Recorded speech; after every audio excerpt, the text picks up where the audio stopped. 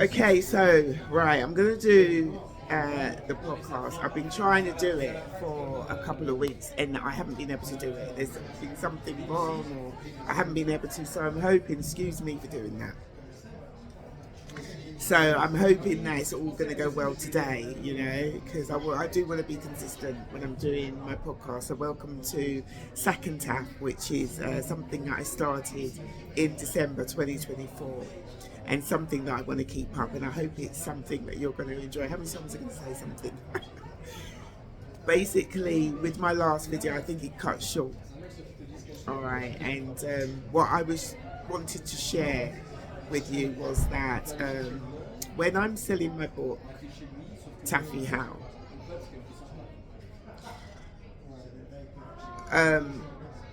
basically what it is, I'm also interested in what other people are doing that's artistic or creative or what have you, right?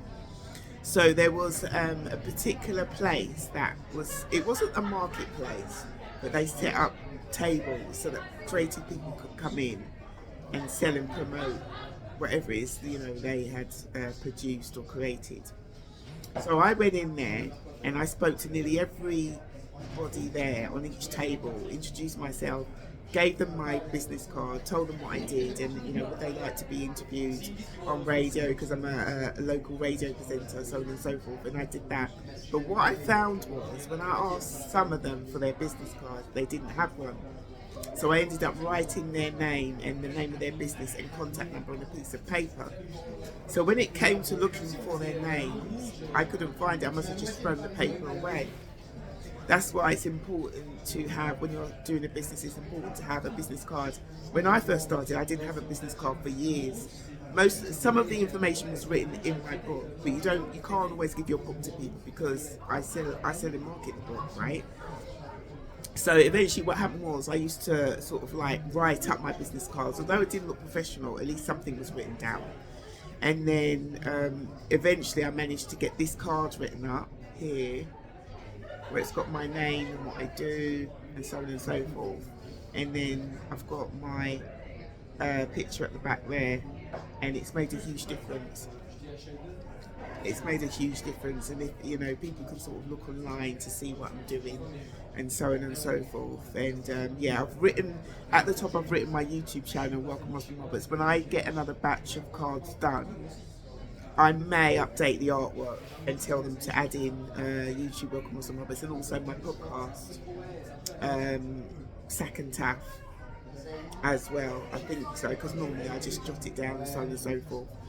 Yeah, so it's important to have that. That's what I was sharing about. And also what I found was, when I first started selling my book, what I do is sometimes I go out and I canvass in different areas. I've got, now I sort of have 3 events a month that I can also promote and, share and talk about my book if need be as well. Because that's what my Come and See event is about. If I haven't shared about that, I will share about that another time. It's about my journey as regards to me being an author, and then when people come, they can buy a signed copy of the book and so on and so forth. But what I found was, as I progressed, I found every now and then someone would say, "So is that all you do?" Even though I've written the book, self-published the book, I'm marketing the book and selling the book, they're telling me, "Is that all you do?" When I was working for other companies selling their products via canvassing or telesales, no one ever said to me, "Is that all you do?" But as I progressed with my own, business, people would come out and say, "Is that all you do?" So now that I've got the card, it's like, well, no, that's not all I do. Take my card, you can see what I do. And it's as easy as that. I've got here author, actor, model, presenter, entrepreneur, and public speaker. I also mentor as well. Maybe I might put that on when I get, when I get the artwork redone. It's important to have everything that you need on the card, because the artwork does cost money. It does cost money. So it's important to. The last time I think I've had these cards probably since 2019, the end of 2019. So I've had them for about 5 years. This card, I haven't changed anything on it. The only thing I've done is I've cancelled the number there, because one, it's not the same number, and two, sometimes people ring you up and the conversation isn't, I'm not. It's just unnecessary. They're not viewing it as a. They're not. It's just unnecessary sometimes. So it's better just to have the email on there, so people can send me like an email if they want, if they wish. And I do like it when people send me emails, because it goes to show that they want to correspond. Someone sent me an email recently saying that they've taken their book on holiday and they're looking forward to reading it, and they're going to get back to me and give me some constructive criticism, stuff like that.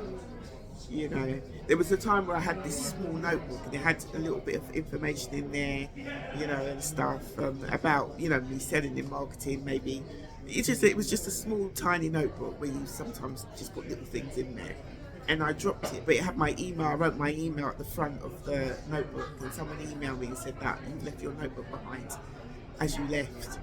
And I went back the next day or the day after. As soon as I saw the message, I went back and got it.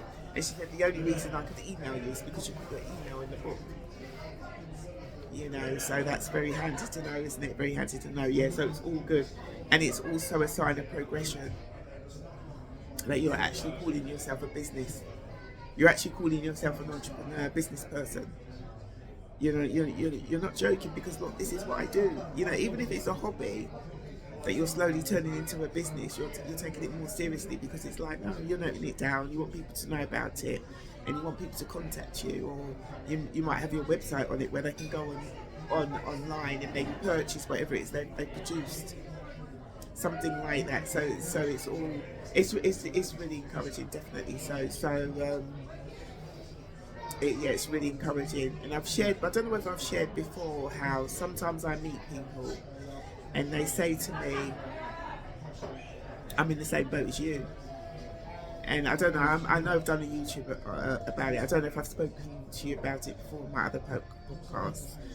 But they say I'm in the same boat as you, and I'll say, well, I'm in a different boat. I think my boat's a bit different. And I'm not being big-headed or anything, but what boat do they think I'm in? Because basically, I sort of say, well, because I've sold over 50,000 copies of my book, Taffy How, have I got a book on me? Right. My boat's a bit different now, because not only am I selling and marketing the book, right? This is the book, right? Even though this podcast is about my new book, A Sacrifice of a Lifetime, I've called it Sac Taff, so that if I do find myself drifting in talking about Taffy How, it's because the podcast is called Sac Taff. There's a link to it, because this Taffy How is my second book. A Sacrifice of a Lifetime was my first book. And sometimes I find myself drifting in talking about Taffy How, because that's the book that I'm promoting now. But the reason I started this podcast was to talk about A Sacrifice of a Lifetime, which I will get to. I will. But this is like an introduction, because I think this is my third podcast. Yeah, and so I'd say to them, my boat's a bit different. Only because it's like a mental thing as well. Not a mental thing, but you know what I mean. It's psychological. It's a psychological thing, whereby sometimes people don't know how to encourage you, and so sometimes people can be a bit discouraging, even though they don't mean to be. And I'm not saying because they're saying that. I think they're trying to be compassionate, or they're trying to understand where I am by saying, no, I understand, you're in the same boat as me. But it's like, I have to say that my boat, because sometimes it's people that want to write a book, or sometimes it's people that have written a book and they haven't done anything with it yet. And or basically they might have written the book and self-published it, but I earn a living by selling my book. And also I've sold, like I say, over 50,000 copies of the book over a span of time. So now what I'm trying to do is raise up my profile, and so more people recognise my name and genre, so the book is easier to sell online or in the shops or what have you, So that my boat is a little bit different, and I don't say it in a rude way, it's just for them to see. And one thing I can't understand though sometimes is when I meet another author, majority of those authors are excited to meet me, either because they've either got an idea to write a book, or they've written a book but they are looking for publishers, or they've got their work published but they still need to find ways of marketing themselves, or they have self-published a book. But majority of writers that I meet are excited to meet me. They like what I'm doing. But then you will get an odd person that will say, no thank you, they're not interested in the book. They don't even want to look at the book because I'm doing what you're doing. And I sort of think, I don't understand that. Because the way to go on is by being interested in what other people are doing.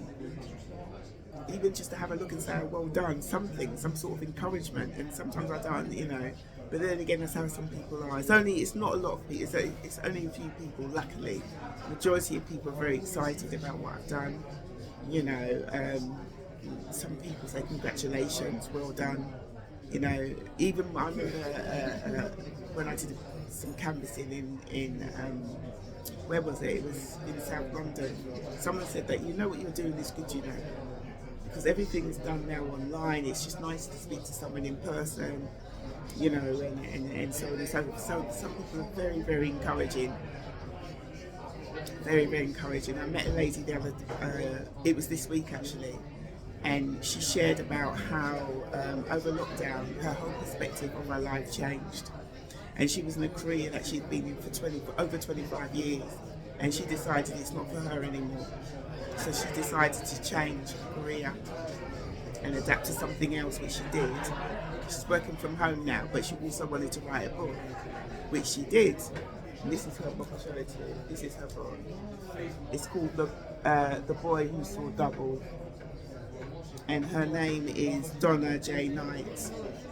And, I've got to read through it. But she was really excited. She said to me that, she was busy working and normally she wouldn't let herself get disturbed. But some things said, no, go and see, go and, see what's going on, And so she just felt a need to come and see what it was that I was doing. And then she was so excited to see that I'd written a book. And she said, can we do a book swap? I normally don't like doing book swaps. It's either you buy the book and then maybe give me a copy of your book or something like that. But I just looked at it and I said, go on, why not? I don't normally do that, so I'm going to sort of read through that. There's someone here, because I've had an event, and there's someone here said that she wants a copy, so I have to get in contact with her. Even though she's got my email, I need to get in contact with her and let her know that somebody else wants a copy of the book, which is really encouraging, definitely so. So it really is nice to meet other authors and also creative people.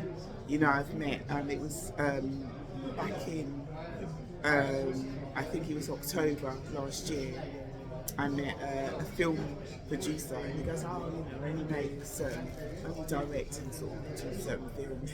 And he told me the actors that he had worked with, right, and they were like major actors. And I'm like, you're not just only a producer or a director. And he went, he's just being humble. But, because what it is, I do events. I do 3 a month, and then one's on a Thursday morning, and one's on a Saturday afternoon.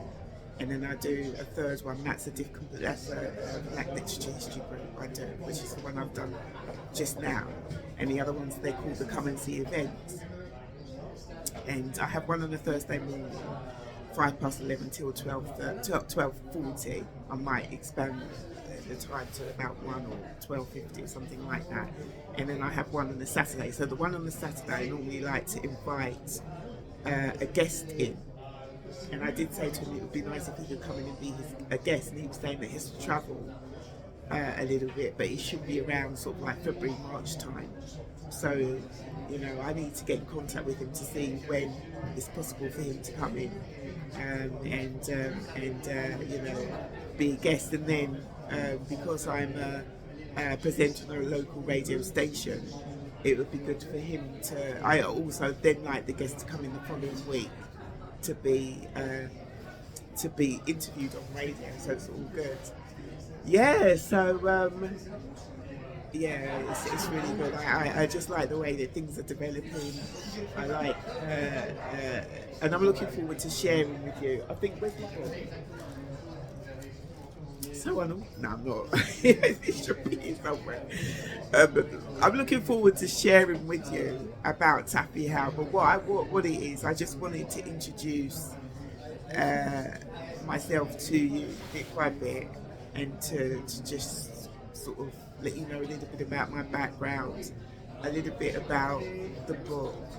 Uh, I want to share about why I decided to self-publish, how I self-published, why I sell it like I do, all of these things before it won't take, it's only going to be a few more podcasts before I get into sharing a bit more about, I was going to say Capitalno, but sharing more about a sacrifice of a lifetime. So I'm looking forward to that. Alright, so if you want to see what I'm doing online, you can do on Instagram, it's Roslyn1325. YouTube is Welcome Roslyn Roberts. My podcast, as you know, is Sac Taff. And then I've got Facebook and X, formerly known as Twitter. Take care, I'll speak to you soon. Bye bye.